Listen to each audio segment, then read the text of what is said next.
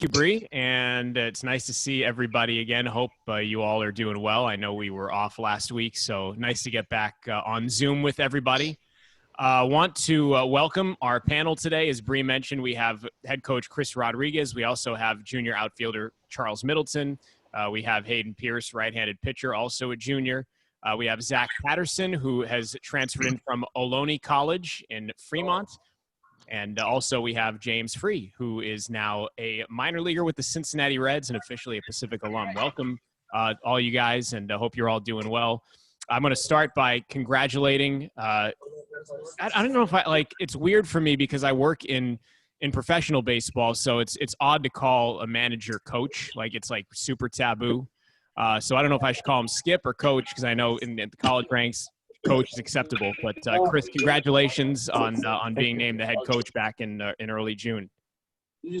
Thank you, Zach. Yeah, it's been it's a great honor to be named the next head coach of Pacific, and I'm looking forward to the opportunity to get back on the field with the guys and learn the alumni and all the people who support this great program.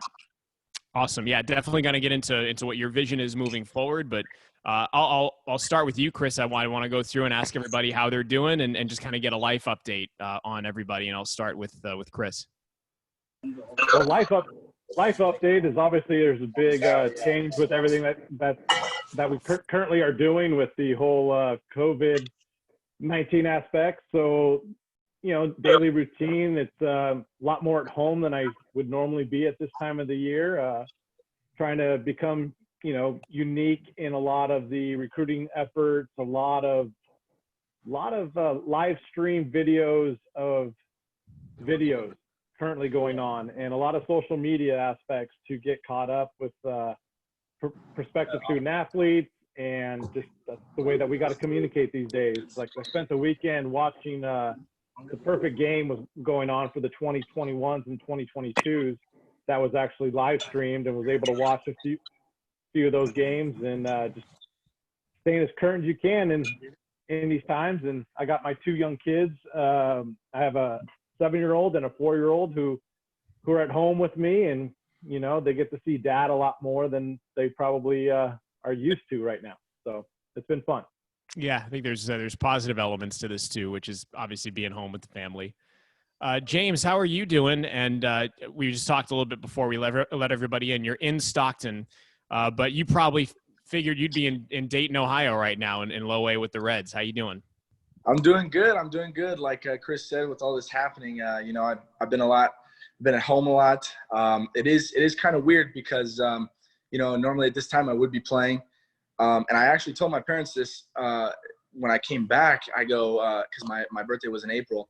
I said, you know what, this is the first time in like 5 or 6 years that I've actually been home for my birthday. So it is different. I've just been trying to work out as much as I can, just waiting to get on call. I've just been staying at home trying to help decrease the spread of the virus. So, but everything's good. And yeah. How are your workouts going? I know when you get into the professional ranks, a lot of the workouts are regimented, but how have the Reds kind of kept in touch with you, and have they given you a program to follow? Yes. So we do weekly Zoom calls. So I'm not new to the Zoom call, but so we have a strength coach that reaches out to us every day, just kind of letting us know, keeping us on track. So he sends out some of his the schedules for lifts and such, and it's just like that's normally what we're doing right now. But that's just kind of like a check-in, kind of day by day thing. Yeah. Cool. Zack, first of all, welcome to Pacific from Ohlone College in Fremont. How you doing? Good. Just been hitting as much as I can, lifting as much as I can, seeing as much live pitching as possible. What was it? We'll get deeper into this as we go along. What was it like? When did you decide you were going to be transferring, and where on the timeline did that fall with all this craziness? I actually decided to come to Pacific in the spring around June, right before Coach Rodriguez got the job. Awesome. What was the main selling point for you? Honestly, the family aspect, how Coach Rodriguez takes us in and like makes us feel like we're one of his own almost. He keeps you updated. He texts you and checks in on everyone. It kind of made it feel like a family. It's amazing how many times that answer is given when I ask student athletes why they chose Pacific, and it's not a lie. Cool. I'm going to touch on your career at Ohlone coming up here in a little bit, but I'll keep moving along here and ask Hayden how he's doing. I'm doing pretty good. Just hanging out at home, spending well-needed family time since I'm away for pretty much 9 months out of the year. Just been trying to stay healthy. It's hard to stay motivated during everything. And being closed for a while, but I just got a gym membership not too long ago, so I'm hitting the gym hard again. Just hanging out, seeing friends, doing whatever I can to stay ready for the fall when we come back. Miss the guys a lot too. Miss Charles, miss C-Rod, miss seeing everyone. But yeah, I've been doing really good. Good. Glad to hear that. Charles, you're taking some hacks right now. You're actually at a field up in Auburn. Yes, I am. How's it feel? How does it feel to be doing that? Oh, it feels amazing. I mean, just get back, just put your cleats back on and step into a box. I mean, nothing like it. It's absolutely amazing. And you're doing well otherwise? Family's good? Yes, family's all healthy. You know, we're spending a lot of family time together. I'm trying to lift as much as possible. You know, still stay in shape for everything. Staying safe, of course. Cool. I'm glad everybody's doing so well. I'm going to go back to Chris, who was named the head coach on June 5th of this month. Obviously served as the interim head coach after Ryan Garco left for the Angels earlier at the start of this year. So you attended MJC, Modesto Junior College. You're an assistant at Delta. So this seems like a natural progression for you, right? Now you're the head coach at Pacific. What's been your mindset, you know, from the moment you were notified that you were going to be the next head coach at Pacific? I mean, to be honest, it's just kind of the way I've always done things. When I was named the interim head coach back in January, I just never really treated this as an interim job. So for me, it was just next day, right? I mean, I was excited just to have a little bit more of a foundation and actually know that I get to put my spin or my footprint into Pacific's baseball program for many years to come. And, you know, and that was my whole dream into January, was to prove why I think I'm the right person to lead this program into the future.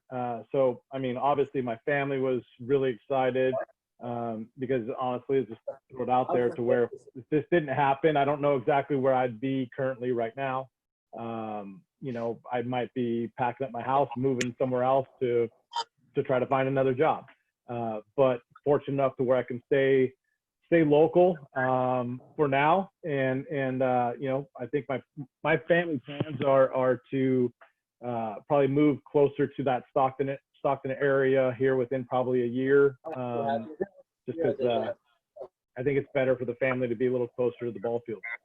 So, sure, I could get behind that.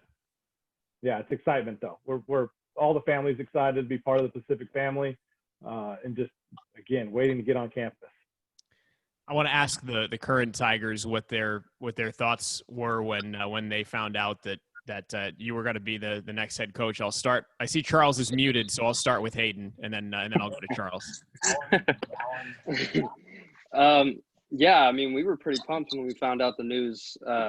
He's been our guy since January when he took over, and ever since then we've been pulling for him to get the head coaching job. We really wanted him, so we're happy that he's finally got the job that he's wanted. How about you, Charles? I was so excited. One of the main reasons why I came to Pacific is because of Chris Rodriguez. He's been my dude from the go. I mean, he's just a fantastic human being, and I don't know, it's almost like a role model that's so close to you. And I don't know, it's one of the main reasons why I decided to come here, and seeing him get the job really brought a lot of delight to my heart. James, you you got to play as Chris was an assistant at Pacific. What do you have to offer on that? Yeah, I mean, I played with him. He helped me out a lot. I mean, it's just it's easy to communicate with him, and I was very happy. I was hoping and praying that he would get the job, and as soon as he got that, I sent him a text. I was like, I was so happy. So yeah, I believe he will do a great job. Zack, you touched on it a little bit about being recruited by Pacific, but what was it like to be recruited by Chris and to have it done in a time where he had not been named the head coach, so there was some uncertainty. What was that decision-making process like for you? I had full belief that he was going to get that job. I mean, everyone that I talked to said that he deserved it, so I believed it. And he always was checking in to see where my head was at, and he was letting me know where I stand, and it was really easy to be recruited by him. Awesome. Chris, do you feel like you got it? Sorry, go ahead, Chris. Zach's got a little more interesting recruiting background than that. I actually started recruiting Zack back in September. And then, so we've had a long recruiting history with him. So it wasn't just like a spare of the moment type thing. It was a long relationship, a long courting the cycle for him. So yeah. Well, let's take a look and see Zack's stats at Ohlone. So two-way player, by the way, and we'll give him a chance to talk about that. But hitting 49 games, I had it here. His average 381 in the 49 games, and then 19 appearances on the bump, 24 and 2/3 innings, 30 strikeouts to 12 walks. So 30 strikeouts, 24 and 2/3, well over a strikeout an inning. So that's the background numbers wise on Zack. Zack, what in what ways did you grow at Ohlone, and talk about being a two-way player and what that's like, and how you kind of manage both elements of that, working on your pitching and also hitting, because I've been around guys that have tried to do both, and it's tough. Yeah, I mean, at Ohlone, I was able to increase my velocity a little bit and get more command of my pitches by just throwing bullpens. I mean, I never really pitched before there. But hitting wise, I mean, outfielders we spend every day in the cage. We were able to feed off each other almost. We were able to learn different aspects of hitting from the different players. It's not necessarily that the coaches didn't teach us anything, but they had to work with the defenders, like the infielders. So we were learning from each other. I was around Sean Doolittle both when he was drafted by the A's as a first baseman. So he was supplemental first round as a first baseman. He could have gone in that same slot as a pitcher, but he was drafted. The A's wanted him to hit. So I maintain he was the best hitter on what was a talented 2008 Stockton Ports team. They had Chris Carter and Josh Horton and all kinds of prospects that got to the big leagues. But Sean had to get remade, and I remember being around him a couple of years later when his injuries prevented him from playing first base and hitting. He had to come back. Obviously, they worked him, from the left side to be a pitcher. And I remember talking to him, and he said, I have so much insight and so much more depth of knowledge pitching-wise because I used to hit, because I know what the hitter's looking for. I come from that space. Can you kind of relate to that in a way where if you're on the bump because you also do hit, do you kind of take that programming you have as a hitter and does that translate at all when you're on the mound, if that makes sense? Absolutely. I mean, I feel like it's easier to pick up on some tendencies or maybe little movements that the pitcher makes to get tip a pitch. Okay. Hayden, tell us about your year last year. I'm going to give you a little background. You ranked third. This year. Ranked third in the WCC, and unfortunately just 17 games, but 11 strikeouts to 1 walk, a whip of under 1, 0.80, 0.76 walks per 9 innings, which was 22nd in Division I at the time play was suspended. Take us through what happened and from year to year and how you grew coming into this past year. I think my mindset changed really this year. I kind of just wanted to go out there and show people what I got and just throw as many strikes as I can, not walk anyone. just be an absolute, this might be cliche, but be a bulldog on the mound and just be tough and be resilient. And so, yeah, I would say probably my mentality throughout the years changed and made me the pitcher I was this year. So the bulldog mentality, I'm guessing, is part of what led to the strikeouts. So last season you had 26 strikeouts in 48 innings. So it's a big improvement this past year in 2020. Yeah. Was it just that bulldog mentality as far as just throwing strikes? Was it that simple? I mean, for me, it was that simple. Just having confidence in him as a pitcher and all my pitches, and just having confidence in myself and trusting my teammates behind me to help me out when I need it. Yeah, I mean, it was pretty much that simple for me, just to go out there and do what I can, do what I do best. Awesome.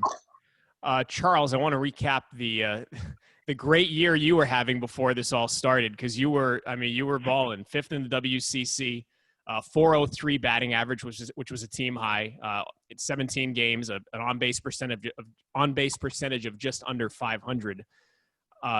You had to have been feeling just awesome before this all came to a halt. Yeah, we put in a lot of work in the off season. Me and C-Rod, especially, a lot of time in the cages, just honing our craft. And he gave me all the tools to be successful. I mean, pitch with our scouting reports, everything we've been doing. I mean, we worked so hard in the fall. So once you got to the spring, it's all fun now. So, I mean, there's no pressure, and I was just able to go out there and play the game I've always loved. Well, you've always loved to hit. You hit 365 in JUCO at Sierra College. And you were a great player at Lincoln High School. Shout out to the Flying Zebras, by the way, one of my favorite mascots in the area. But Chris, if you were to assess Charles, what makes him such a potent hitter? Because at every level he's hit, and I mean he's put up some pretty chunky numbers.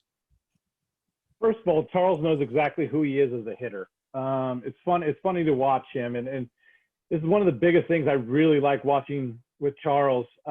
He early in the count really tries to do damage to the baseball. He'll take a swing. He's not afraid to swing and miss early in the count. And like you go back and you watch the film, you watch the video of it, it's so much fun to watch. He'll swing and miss. And the next thing you know, he's got the biggest, Charles Middleton smile right on his face when he swung and missed on a pitch he probably should have drove, but he maybe got a little too big. But, that same smile he's got on right now is the same smile he puts on in the middle of the game.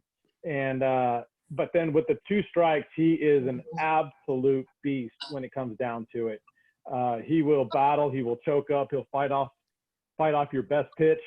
And a lot of times, I think he had 5 home runs on the year, and I believe 4 of the 5 came with 2 strikes. Wow. And were off-speed pitches that were hung because he fought off the pitch before.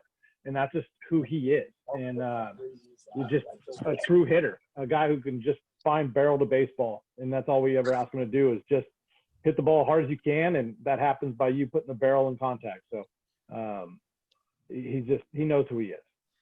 By the way, Charles, did I say flying zebras or flying squirrels? Did I misspeak? You said flying zebras. It's the fighting zebras, but I mean, like, that's close enough. Oh, it's fighting. Oh, so okay. There's fighting zebras because the double A team for the Giants is the Richmond Flying Squirrels. So I got flying and fighting, and I'm all screwed up. Charles? What's the key to being able to hit? Not only to hit with 2 strikes, but to hit for power with 2 strikes. Because unless someone's banging on a trash can in the dugout, like you don't usually see guys unloading on off-speed pitches with 2 strikes. So what's the key to being able to do that? One of the things I really focus on with 2 strikes is just simplifying everything. So I know the work I put in the weight room is making me strong enough to where I could still drive the ball without like having to gear up and swing as hard as I possibly can. Choke up, and I just deliver like a good solid strike to the ball. I mean, it's pretty far. And it's really about knowing what's gonna come. And I know that sounds like kind of cheaterish, but it's like almost not guessing pitches, but being able to hit multiple pitches with 1 swing. And that's something like me and Sierra have worked on, and I've worked on for a really long time. And that's why I've been able to hit with 2 strikes pretty well. As far as strike zone judgment, is that something that you always had, or is that something you've really had to work at? When I was younger, I would say I was a little bit more of a free swinger. But as I've grown up, I've had to like shrink their strike zone, because if you don't shrink the strike zone, you're not going to get pitches you can actually drive. So it's definitely been something I've worked on, and I got better at it as I've grown older, and I think I'll continue to get better at it. Awesome. I think we're all excited to watch the progression. I want to jump over to James, who is now a minor leaguer with the Reds, and you played in Billings. You played 43 games in the Pioneer League in rookie ball. You hit 245 in your pro debut, 7 homers, 24 runs batted in. And again, that was in 43 games with Billings. How do you feel, James, it went for you? Because you leave Pacific after your junior year and you make the jump. Did you feel you met or exceeded your expectations? I mean, I did good. I feel like I could have done better, but a big thing that before I left here from Pacific, I felt like working with C-Rod a lot, especially on the strike zone, working on the strike zone. You can have the best swing in the world. If you swing at bad pitches, you're not going to get hits. So that's a big thing that I worked on. And even now I still continue to work on is pitch selection. And so, when I went up to the minor leagues, it really helped me out. Could I have done better? Yes. But I believe that I was prepared, especially going on to the next level. The change and the jump up in the quality of pitching, what was that like? It's a lot different. It's a lot faster. They have more control. They have, a little bit sharper stuff, but I'd say a little bit faster. Yeah, definitely. How about going from aluminum to wood? It is a lot different. I feel like, I don't know. I've always liked hitting with wood. I don't know. I'm just might be weird like that, but yeah, it's a lot different. You don't break a lot of bats, especially with metal, obviously, but it is different. When did you know that you were going to leave college and to sign? So at first, I had actually originally thought that I was going to go back. It was getting late in the draft, and I was getting a little bummed, a little bit discouraged, but I kind of prayed and kind of pushed forward, and so it was in the summer, and my agent, he told me to take my name out of the draft. I said, okay. He said, kind of wait for the free agency sign. So I said, okay, I'll do that. I trust in you. I trust in the process. And so it was kind of getting late, and everything happened. And I'm very thankful for the opportunity I have, and for being at Pacific for 3 years, and I'm appreciative of all of that. So yeah, I'm very appreciative. Awesome. Yeah, I know. Every baseball is interesting. Like every player has a much different journey to get to either being drafted or in your case being signed. I mean, some kids have offers out of high school, some kids go to JUCO and on. But it's always interesting to me to ask players what their path was to break into professional baseball. I want to go back to Chris. What kind of head coach do you hope to be? And I ask this knowing that in everybody's profession, I think we have a vision of, the type of professional we want to be in our profession. I'm sure you've envisioned what you'd like to be if you got a head coaching job. So what would that be? For me, it's staying true to who I am. No matter what role I'm in, I'm going to be true to who I am. This program, it's about the players. It's about their experience. It's about how they play. It's how they represent this university. This is not about me whatsoever. Because it's just, my career baseball wise is done. So all now I get to do is I get to influence 35 young men every single year. And for me, that's why I do what I do. It's for them. And so I want to make sure that I stay true to that. Now, what that actually means is that I hold myself and the players who play for me at a very high standard on what they represent. They have to represent, they're going to represent themselves, they're going to represent their family, they're going to represent this program and this university. So for me, those are high morals, and that's one of the things I want to continue to have part of this program. It's like one of my biggest achievements that I think that happened this spring was our 3-point 6.2 team GPA, which was for me the icing on the cake. That was, I mean, we set our goal off as at a 3.4. I'm a big goal oriented person, and we set our goal at a 3.4, and they killed it. The players killed it because they stayed on top of their work. They stayed on top of everything, and we told them, or I don't allow them to have excuses or any of the distractions. I just keep them. I keep them accountable for the things that we put forth, and so they really did a great job on that aspect. So like for me, you asked about the program, it's about what they're going to learn being on and off the field at Pacific. I'm a process driven over outcome driven. So I believe that you put the work in, the outcome is going to be there. And I know what kind of players that we're bringing in. I know what kind of human beings that we're bringing in and how they're going to represent this program. And so for me, we do our work on and off the field and hold them accountable to the standards that we set as a team. The outcome will be there. And now if you ask me what my long-term outcome goals are, is to do something that Pacific hasn't done in a long time. Well, ever. They've never gone to the WCC conference tournament. That is a huge goal of mine. That's one of my big goals, is to make sure that we make that, which means you got to finish in the top 4 of the conference. From there, I want to win it. And then I want to win that. Then I want to go to a regional. I mean, that's just who I am. It's who I'm inbred to. You know, I go back to my roots when I was at Delta College, where we ran, you know, five state title, you know, championship games in that short run. So I'm used to winning, but guess what? We never talked about winning. It's just a byproduct of what we do on a daily basis. So by holding these guys accountable to their standards, or our standards, because they're included into what those standards truly are, that we could truly move forward as a program, and the outcome is going to take care of itself. You talk about accountability, and you also, you know, I think everybody kind of wants to be known as a player's coach or a player's manager. How do you balance the want to be a player's coach or manager with also now having to be kind of the heavy hand, where you're the guy that is up at the top of the program? How do you view that? It's respect. It's one of those things that, like, for me, I'm not one of those persons who ever demand respect. I'm one of those people that earn the respect. So kind of from day one with the players, what I've told them is, it's kind of my analogy that I use. This program is a ship. I'm the captain. I'm the one driving the ship. I'm going to make the ship go from, you know, I'm going to steer it to point A to point B, but without the power of that ship, the ship just stands in port and doesn't go anywhere.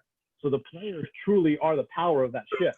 And so how fast we get to where our destination is truly up to them. We want to leave port, the players better get on board, and they got to speed it up, and they got to bring that power to the ship. And a couple of other things I use with that same analogy, some things I build off of it, is we go into that ship, we leave port, it's a beautiful day, but as we go on our journey, there's going to be rough waves, there's going to be rough seas, there's going to be distractions, there's going to be these things, and it's called life. And so my job as the head coach is to make sure that we steer that ship in that right direction. It's like sometimes you have to steer that ship directly into the biggest wave, you know, head first, in order to break the wave. Otherwise, you're going to capsize if you try to go around it. So when we hit those rough patches, I'm not one of those coaches who's going to run and hide. I'm going to steer my ship directly into that biggest wave, and I'm going to ask my players for more power.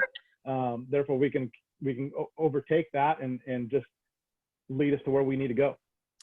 You have a rich JUCO background in the area. There's some great JUCO coaches in the area. Is there an influence for you? Such as which way, Zach? Just a coaching influence, somebody that you might look towards as a beacon. You know, they did things a certain way. You know, I mean, Jerry Weinstein comes to my mind. He was at was it American River? No, he was at Sac City. Sac City. But I mean, he was like a legend in the area. He went on to manage Modesto, and that's why I know him. But is there someone like that you look towards for, you know, kind of inspiration or guidance? Well, there's been a lot of those guys who've kind of influenced me, especially at that JUCO level. One one obviously would probably be Reed Peters out of Delta College. I've coached with him for 7 years. So kind of knowing the ins and outs of the way that he ran programs. And so he's definitely influential on my stylish, I'll say, especially on practice organization aspects. There's a guy named Derek Sullivan from Sac City. We talk probably once, twice a week, just about. Rich Gregory from Folsom. We bounce stuff off of each other. Players, theories about hitting, all these different stuff. Rob Wilson at Sierra College has been a guy that I've kind of leaned on a lot.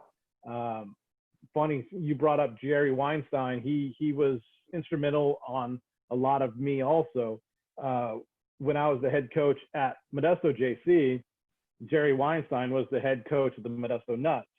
And then my summer times, I really had some free time. And so I would actually go spend the summers out at the Modesto Nuts field with Jerry Weinstein because, well, he wanted me to throw batting practice and hit bongos. And, he just, hey, I'll take whatever I can get. So I got to hang out with Jerry during games, just talk baseball, kind of pick his brain.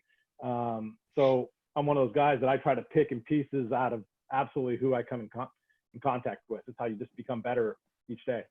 Yeah, that's hell of a brain to pick, by the way. He's got a lot of knowledge about pretty much everything, especially catching. Zach, what are your expectations going from JUCO to Division I, and have you talked with Chris about what the jump might be like? We haven't talked specifically about that, but I do expect to come in, become not only a better person, a better player, and be able to pick his brain on hitting and defense, be able to learn from whoever our pitching coach may be able to pick their brain and become better and be able to hone my craft. So Chris, I'll actually ask you to tell Zach, like what should he expect going from JUCO to Division I in terms of, maybe a difference in talent, but maybe some other things. The pitching at the level of what Zach and Charles were used to, it's equivalent, man. It really is. There's plenty of 90-mile-an-hour arms in the JUCO game to where, so like speed differential really is not going to be the big issue, at least for him. His swing is pretty compact.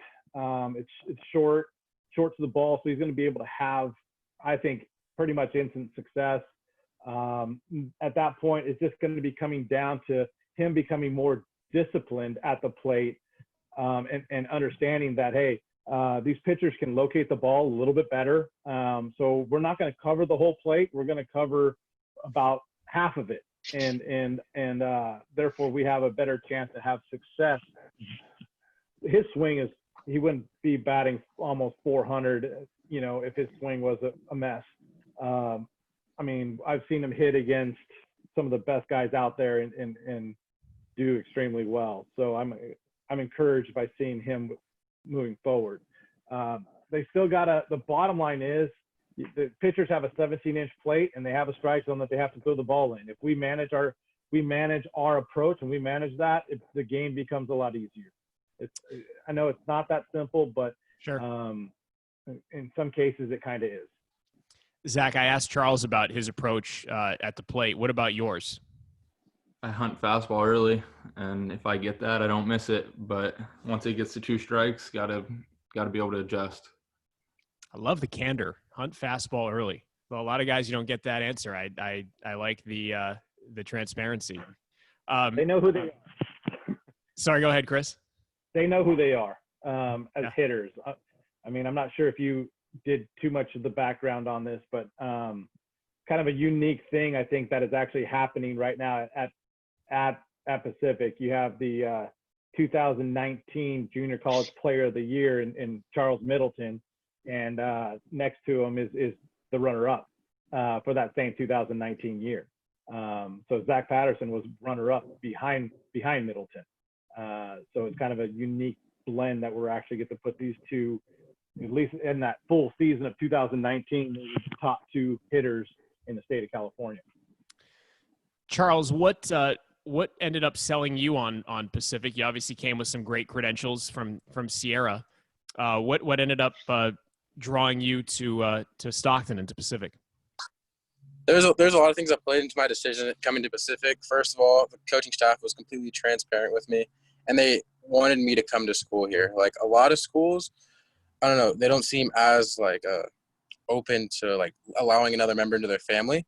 Like they're like, oh yeah, we want you, but like I don't know, these guys are like, okay, like we care about you and we want you to be a part of our family, and we're gonna help you.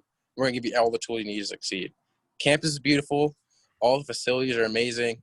The teachers are brilliant. All of them are doctors. It's just everything about the school. I just loved it. Fell in love first time I stepped on campus. Awesome.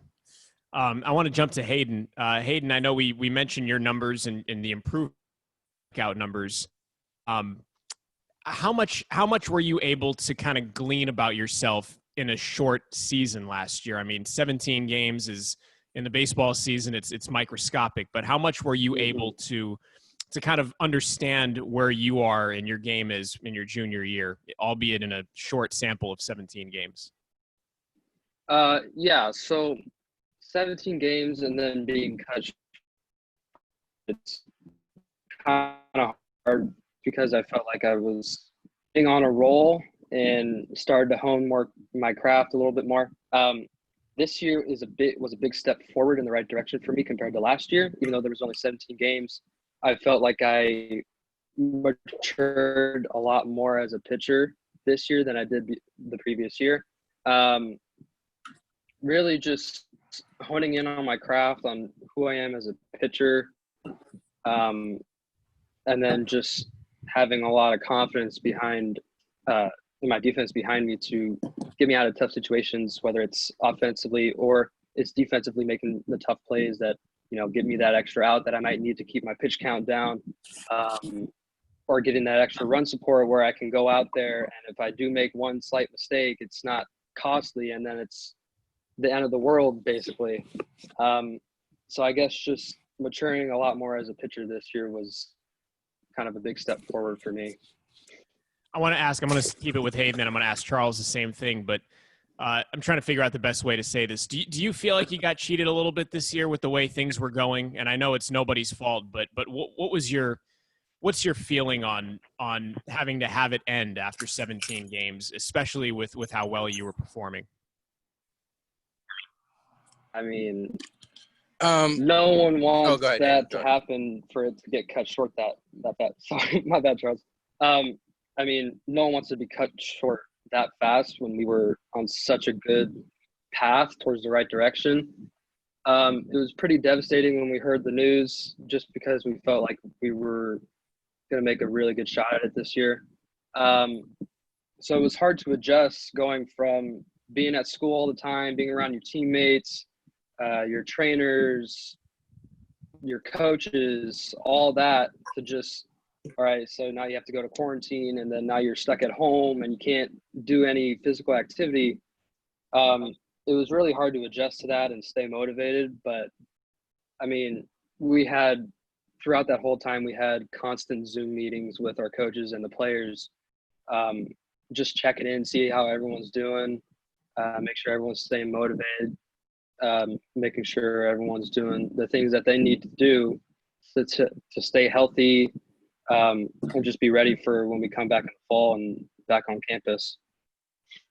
Charles, how about you? It's such a unique situation, and the work that goes into like creating a season and getting to the spring, like we had 6 a.m. weights 3 days a week, the whole fall. And there's just the whole grind, conditioning tests. And it's such a grind. And when you actually get to season that gets cut short, it's kind of heartbreaking for everybody, because we all know the amount of work we put in. And then we got to put that back in to just get back to the same spot we were. But all that being said, we want everyone to stay safe, and we know we're going to come back stronger. We have a lot of guys coming back. So, I mean, I feel like we're going to have another strong team, so I'm excited for it. A key for you, Charles, and also for Hayden at this juncture too, and James could probably speak to this as well. Visibility is key for you guys right now, because I'd imagine you're trying to perform as much as you can, be out there as much as you can, and get noticed. Do you feel like there's going to be a little more pressure going into next year because of this lost season, if that makes sense, Charles? Yeah, for myself personally, I had some interest this year to further my career professionally. So I feel like with the accolades I gained this year, it would help me only more. Now that teams know me a little bit more and I'll play another full season, they'll be a little bit more attentive prior to the season. So I think it actually could help my case next year. James, do you want to jump in with that? I mean, you're a guy that's made the jump. Do you have any advice for Zack, Hayden, and Charles about, you lose a season and you still want to be noticed by orgs and scouts? Do you have any advice for them moving forward from this? Yeah, absolutely. I mean, it is difficult given the circumstances, but yeah, just keep on the grind, man. Like nothing changes. Yeah, I understand that, all this is happening. There's no baseball. You go from 100 to 0. But, yeah, just keep grinding, keep doing what you're doing, and everything will work out in the end.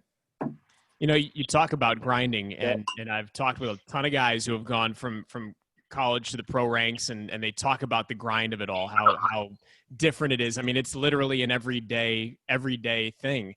What was it like for you, and how did you get yourself in the right headspace to manage the time that's required of you and the effort that's required of you when you make that jump? Yeah, I mean, it is different. A lot of the stuff is on you, but it's the same as college, man. Like nobody's really holding your hand in minor league baseball.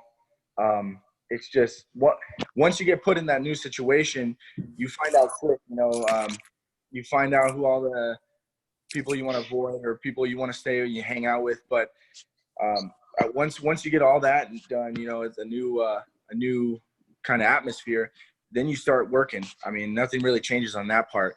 What you did in college and what you're going to do now in minor leagues to further your career, it should be basically the same. The only thing that changes is you're really your own coach. So that's probably what I'd say. How did you enjoy living in Billings, Montana? Oh, I loved it.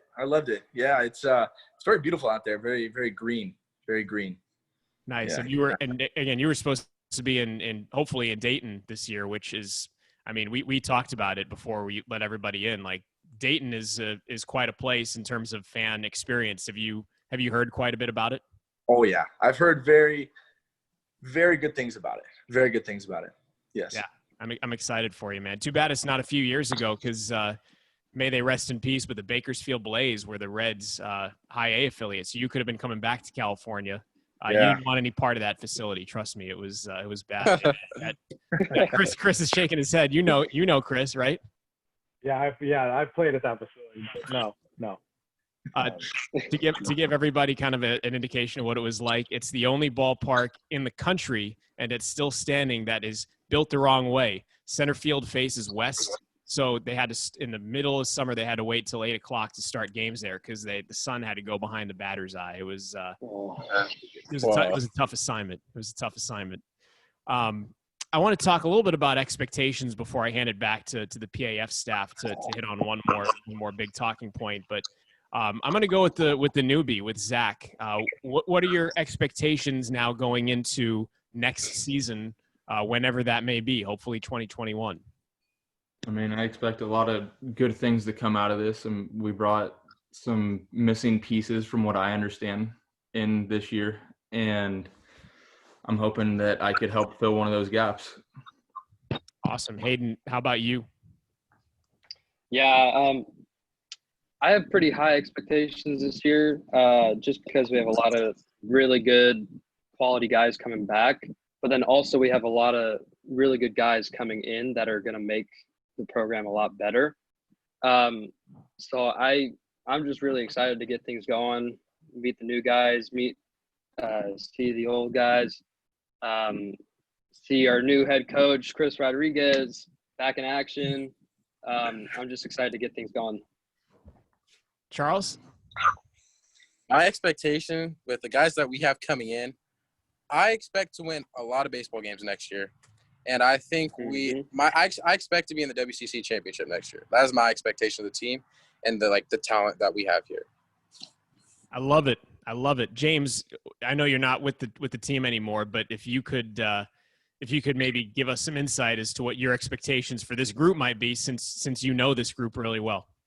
Yeah, like Charles said, absolutely winning more ball games. I mean, you got a strong group coming back, strong guys coming in. You got C-Rod.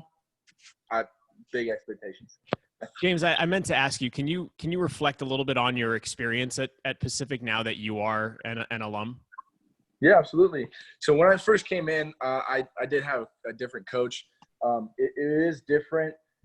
The 3 years that I have been there, it's kind of like different coaches every year, basically. But I love like the guys were saying, family, the culture, just the whole culture that Pacific kind of exudes is what I love. That's one of the biggest deciding factors for me coming here was. And I think that with, the new coaches coming in, like especially C-Rod, I think what he did over there in Delta, I believe that he can do it here. And I believe I'm kind of excited for, the new guys coming in. So, yeah. Awesome, man. We wish you the best of luck, obviously, in your endeavors, and hope you ascend quickly.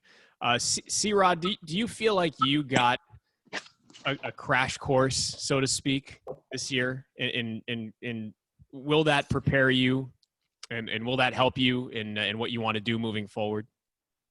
Oh, for sure. Because anytime you get experience of running a program, it just adds more to the future of how to do things. And I brought a lot of new things in right away in January that basically helped the team out, starting getting prepared.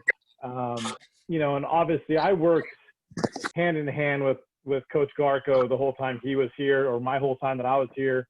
He really was open on a lot of things. And so he shared a lot of the insights and a lot of how behind the scenes things that people don't see on a day-to-day basis, that he was always sharing with me.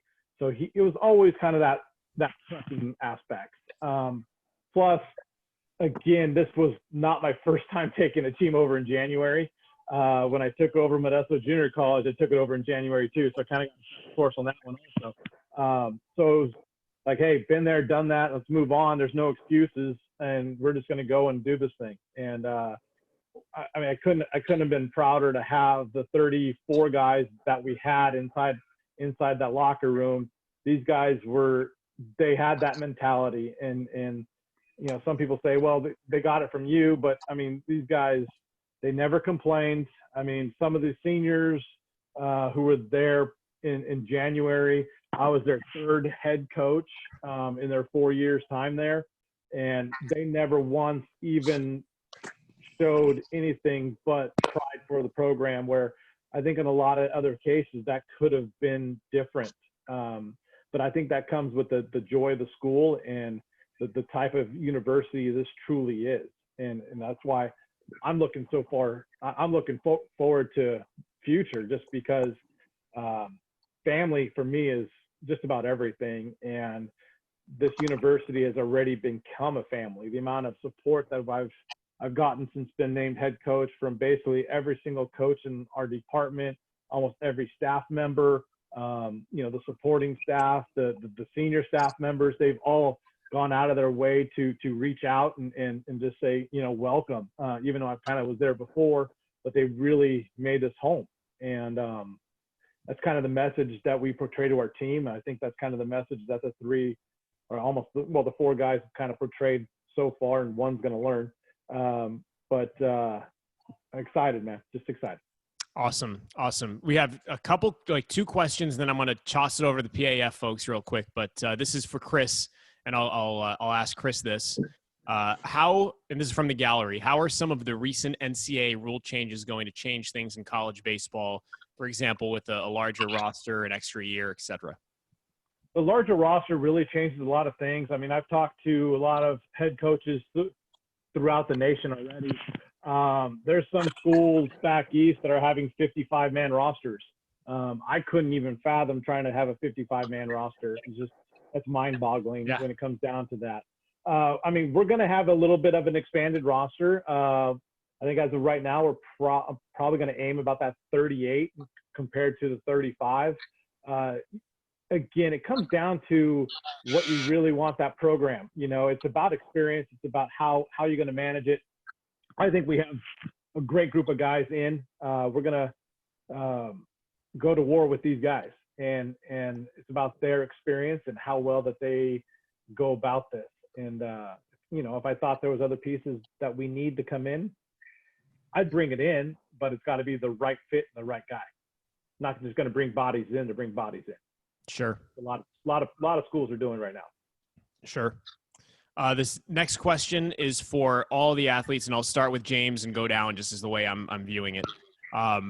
Do you feel with the restrictions on workouts and playing with COVID, are you going to need more time to get ready for the season?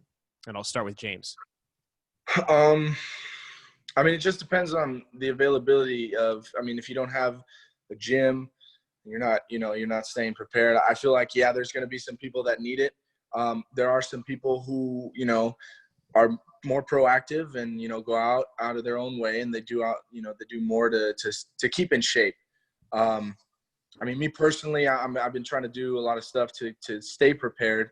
I guess it depends on it varies people, you know, person to person. Zach, how about you? Personally, I think that the grind in the fall is long enough to get you ready for the season. But some people may struggle to adjust when it comes time in the spring. Hayden? Oh, there we go. You're not muted anymore, Hayden. Sorry about that. I accidentally muted myself. You're good.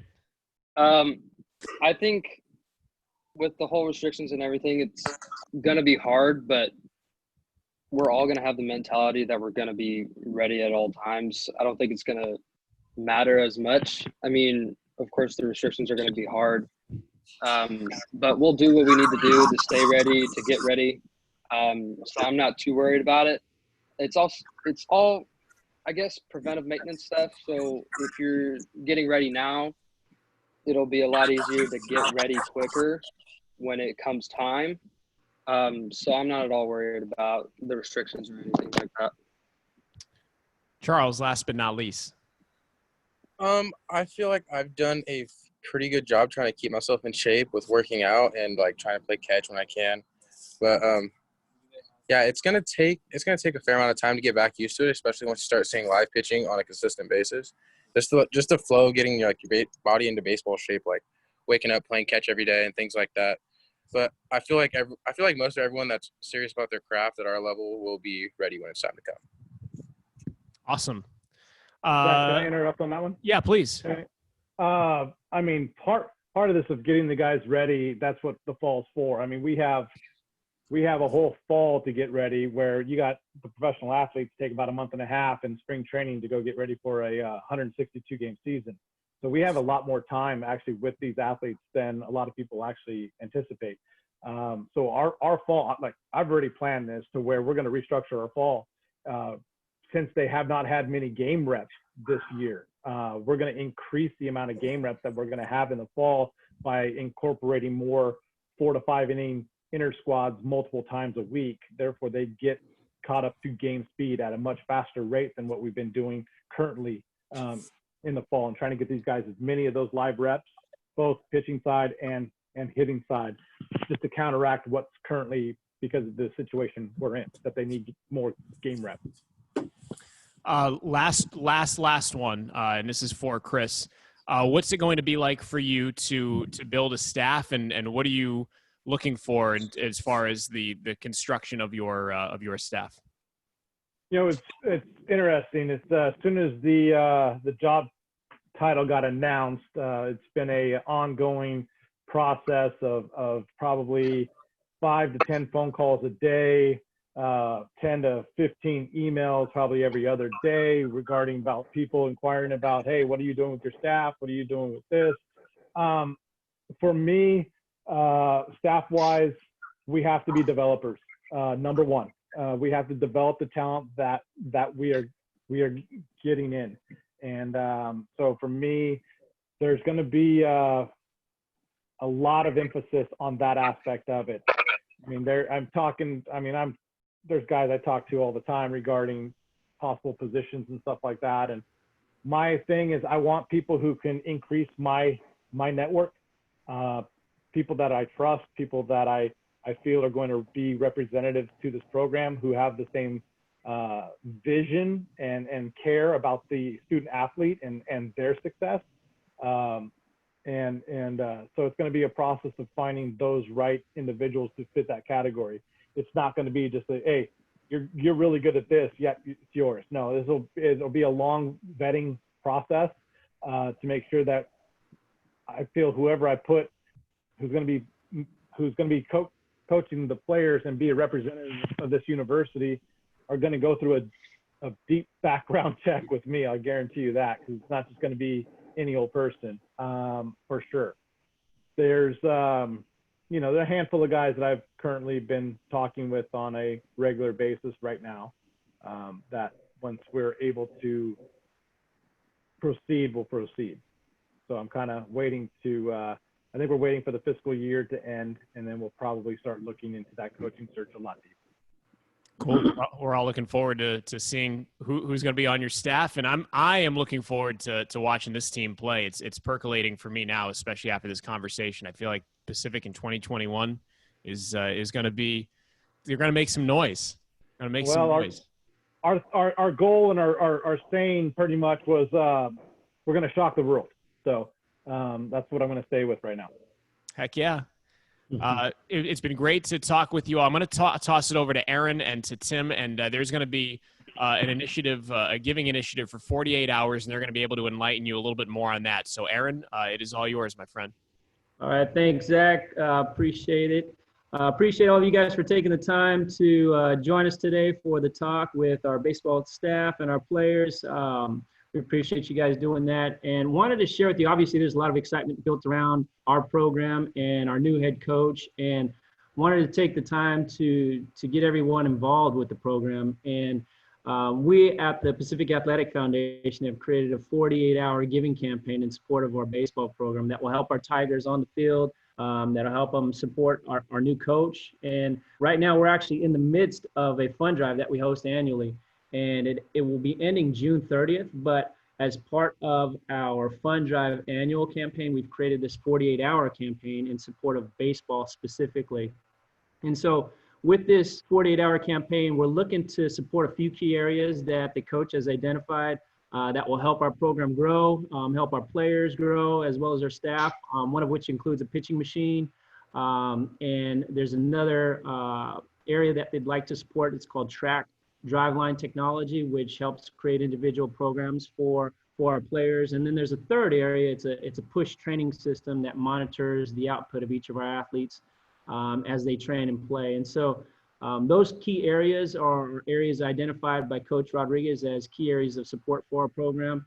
And as part of the campaign, we've actually received some generous support from one of our baseball families who has provided us with a generous gift of a total of $4,000, and they will be unlocked in tiers. So the first tier will include a total of $2,000. So if we're able to get some support to raise $2,000 for our programs, then we will unlock the next $2,000, and that will include a dollar-for-dollar match that will be matched for our program. So in all, we'll be raising a total of $4,000 and then matching that with another $4,000. So a total of $8,000 if we can reach our goals. So you guys can join us in supporting our baseball program. We truly appreciate it. We'll be sharing a link with everybody that you can join online and give via the internet, and you can designate it towards Pacific Baseball and the area of support that you think would be most important for our programs. And wanted to make sure we share that with you guys. And it would really be a really great effort if we could help reach that goal, and it would help the fund drive in reaching our total goal. We actually only have $8,000 remaining to reach our fund drive goal. So not only would this help the PAF reach their fund drive goal, which we will have raised $50,000, but it will help the baseball program reach their goal as well to be able to purchase each of these areas of support that we've identified. So Coach, hopefully that's helpful for you guys. If you guys online can join us in support of our programs and share the link with everybody, that'd be truly appreciated. And thank you guys again for joining us. I'm not sure if Coach has anything else to share, or Tim, but that's it from my end. Yes. Chris, go ahead. First of all, I would just like to thank everybody who took the time out of their day to be part of this call, be part of the Zoom call, and get to know a little bit about myself and some of the current players that we have, and even the ex-player of James Free. We're honored. We are just absolutely taken back by how much support that this program has been shown over the past years. And we look forward to continuing putting a quality product out on that field, and just watching this program grow even more. Each one of the things that we're going after is 100% about player development. So kind of where we need to hit. Awesome. The link, by the way, if you open your chat window, the link has been put out there. If you would like to click on that link, you can kind of learn more about what we just talked about. And it'll be sent out in an email as well following the Tiger Talk. So be on the lookout, and please help if you can. It's important now, I think, more than ever. If that is it, thank you all for being here. Thanks to our panel. Appreciate you guys. And we will look forward to seeing you all on the next Tiger Talk. Have a great rest of the day, everybody. Go Tigers. Thanks for coming out, guys. Thank you very much. It was a pleasure. Likewise.